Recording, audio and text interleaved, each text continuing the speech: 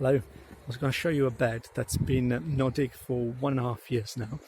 We had put manure on it, rather fresh manure actually, in the summer 2 years ago, and then we covered with landscape fabric, burnt holes through the fabric, put onions in it over winter, and then harvested very nice onions by July of the following year.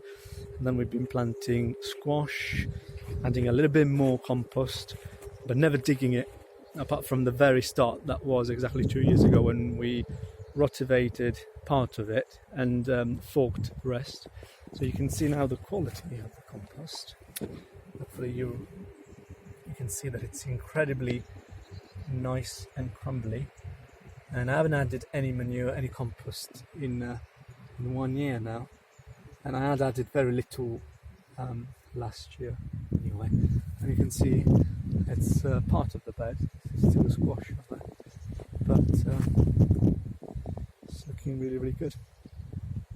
I'm not going to cover it again this winter. We'll try to just leave the manure on it, because if I cover it a bit like it's over there, then rodents will make their holes and runs underneath, because it gets nice and cozy for them in the winter.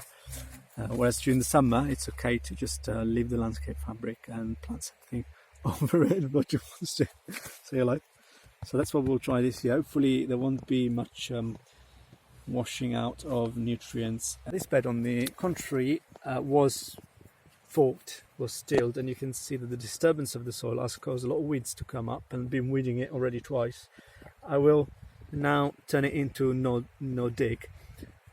It hadn't been dug for a year, then it was forked quite lightly to be honest, but there wasn't any compost applied on it, so the disturbance was enough to just make those weed seeds germinate and try to fix the soil, because it's clearly not in a great state ecology wise.